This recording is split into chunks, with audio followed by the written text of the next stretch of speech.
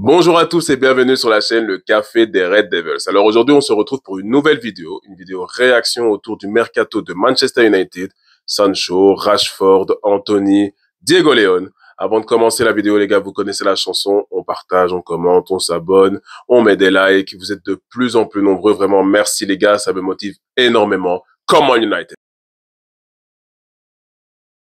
Alors voilà, Marcus Rashford, c'est officiellement terminé. L'info a été relayée par Fabrizio Romano.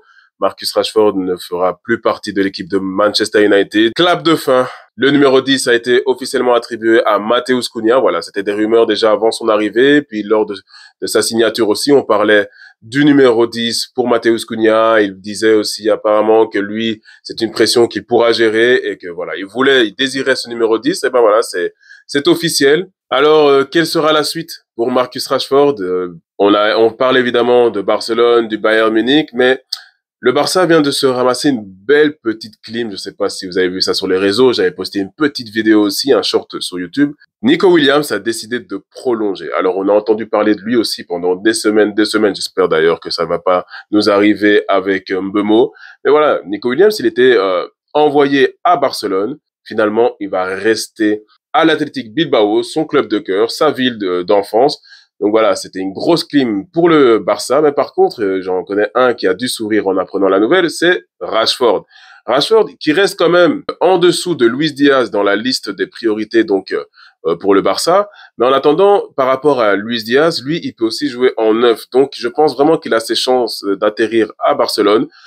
Qui plus est que maintenant, ben voilà, il disait qu'il était prêt à revenir s'entraîner et se donner à 100% avec Manchester United, mais Amorim avait exigé au club que Rashford, Sancho, Garnacho, Anthony et Malacia ne soient plus là avant le début et donc le 7 juillet, la reprise de l'entraînement. Malheureusement, les ventes n'ont pas été faites.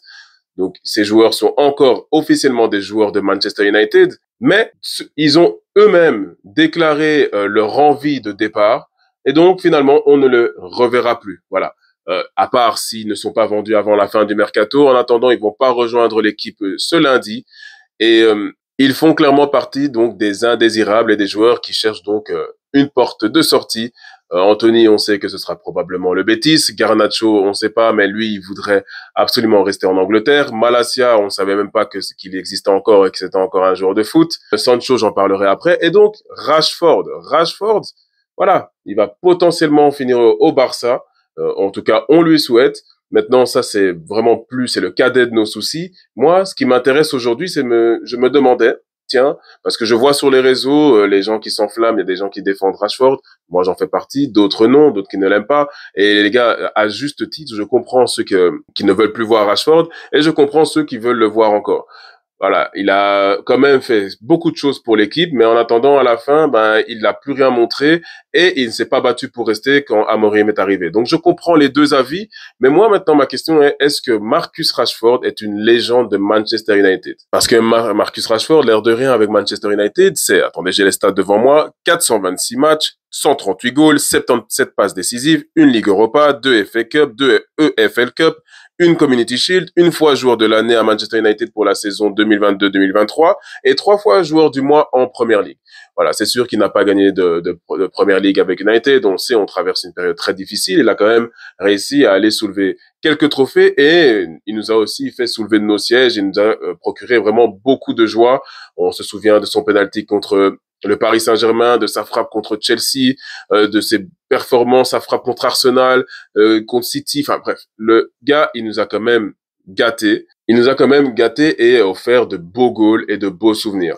C'est sûr que on aurait aimé voir plus de lui, mais ça, c'est pour tout l'effectif et tous les joueurs qui sont passés par Manchester United après l'ère Ferguson. En attendant, moi, je pense qu'il faut rester quand même sur un point positif. Penser que, justement, à tout ce qu'il nous a apporté. Et maintenant, lui, c'était le meilleur ailleurs. Mais voilà, je me demandais, vous allez me dire en commentaire, est-ce que vous considérez Marcus Rashford comme une légende de Manchester United? Je suis vraiment très curieux de voir votre réponse. Pour ma part, c'est très délicat. C'est assez complexe parce que bon, une légende de Manchester United, évidemment que les légendes précédentes, ils avaient gagné soit une Ligue des Champions, soit le championnat, donc ils avaient gagné des trophées vraiment majeurs. Mais pour moi, Marcus Rashford, par son parcours, son influence sur l'académie, sur les jeunes de l'académie, qui eux, dès qu'ils arrivent dans l'équipe première, ils nous parlent de Rashford, de l'influence qu'il a eue sur eux. Et vous voyez même en équipe, dans les jeunes, quand ils marquent, ils font la célébration de Marcus Rashford. Tout ce qu'il a fait autour de Manchester aussi. Comme je disais, ses exploits aussi sur le terrain. Voilà. Il peut nous avoir déçus. Je pense justement que s'il y a une division entre les supporters, c'est parce que tout le monde, en tout cas, avait conscience de son talent, mais certains en attendaient plus, et je suis totalement d'accord avec vous. Mais pour moi, Marcus Rashford, légende du club, ça se discute, mais je pencherais quand même plus pour un oui. Alors, j'ai parlé de Jadon Sancho. On avait des rumeurs qu'il envoyait au Fenerbahçe, à Naples, mais maintenant à la Juventus. Et apparemment, Manchester United et la Juventus se sont mis d'accord sur un transfert pour 25 millions d'euros. Maintenant, il reste à la Juventus et Sancho de se mettre d'accord sur les détails du contrat. Les détails du contrat, les gars, c'est le salaire, tout simplement. Apparemment, tout de même, Jadon Sancho serait prêt finalement, enfin, à baisser son salaire pour partir à la Juventus. Voilà. Ce serait très bien pour lui. Très gros club historiquement en Italie et en Europe. C'est un immense club, donc très bien qu'il s'en aille et qu'il nous rapporte 25 millions d'euros. Ça va peut-être finalement nous permettre de financer le transfert de Mbeumo. En attendant, voilà, c'est les nouvelles par rapport à Sancho. Il y avait des rumeurs, comme je vous avais dit aussi, avec un potentiel échange. Vlahovic, Timothy Weah, Douglas Luiz. Manchester United était quand même plus intéressé par Douglas Luiz, qui connaît la Première Ligue, un milieu de terrain qui est costaud. Mais voilà, apparemment, ce sera un transfert sec pour Sancho. À voir maintenant si Sancho et la Juventus vont se mettre d'accord sur le salaire, pardon.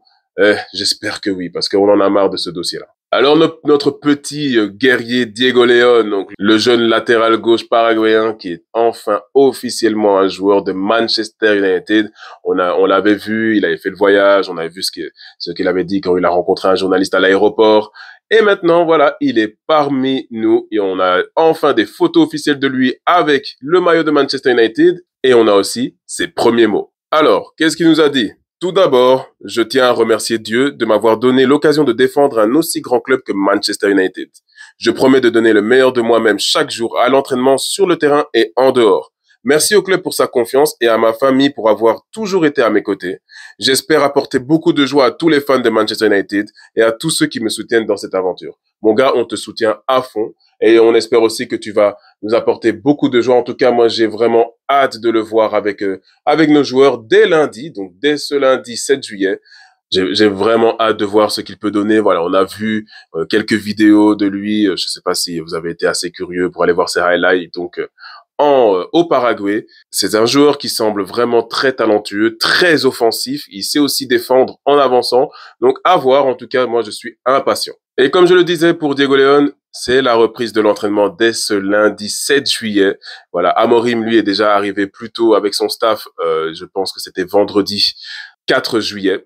Voilà, c'est la reprise de l'entraînement et comme je l'ai dit aussi plus tôt dans la vidéo, Amorim ne veut pas des joueurs indésirables que je ne vais pas reciter et malheureusement, on n'aura pas plus de nouvelles recrues pour la reprise de l'entraînement. C'est assez dommage. Voilà, il n'y a pas de vente.